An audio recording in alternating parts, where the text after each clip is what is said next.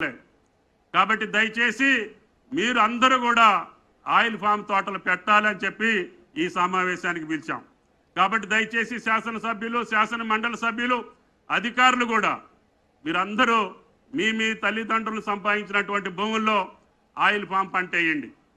మనకి 100 లక్షల మెట్రిక్ టన్నులు కావాల్సి ఉంటే ఈనాడు ఉత్పత్తి కేవలం 3 లక్షల టన్నులే ఉంది. అంటే ఇంకా 97 లక్షల మెట్రిక్ టన్నులు ఆయిల్ ఫామ్ను దిగుమతి చేసుకుంటున్నాం. 1,00,000 కోట్ల రూపాయలు విదేశ మార్గ ద్రవ్యానికి మనం వెచ్చించాల్సినటువంటి అవసరం వచ్చింది. మీరందరూ చేయి కలిపితే ఈ 5 సంవత్సరాల్లోనే 5 లక్షల ఎకరాలు తెలంగాణ జిల్లాలో వేసే అవకాశం ఉంది. అన్ని జిల్లాల్లో కూడా ఆయిల్ ఫెడ్ ద్వారా ఫ్యాక్టరీల నిర్మాణం కొనసాగిస్తున్నాం.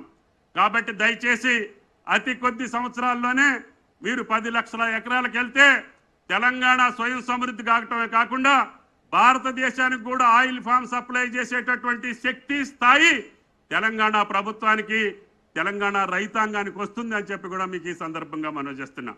కాబట్టి ఇన్ని అవకాశాలు ఉన్నటువంటి ఈ రాష్ట్రంలో రైతాంగం కోసం అన్న మాటని నిలబెట్టుకున్నటువంటి కాంగ్రెస్ పార్టీ, కాంగ్రెస్ ప్రభుత్వం తప్పకుండా ఈ ప్రభుత్వంలో వ్యవసాయ మంత్రిగా నాకు ఆ భగవంతుడు ఎంత శక్తి అంతా ప్రభుత్వం యొక్క ఆలోచనలు రైతుల దగ్గరికి తీసుకెళ్లి రైతులు సుభిక్షంగా ఉండేదానికి, రైతులందరూ కూడా అటు ఉచిత విద్యుత్ తోటి పాటు ఇరిగేషన్ మంత్రి గారు కూడా కొత్త ప్రాజెక్టులు అతి త్వరలో పూర్తయ్యే ప్రాజెక్టులకి ఈ సంవత్సరం ప్లాన్ చేసుకున్నారు.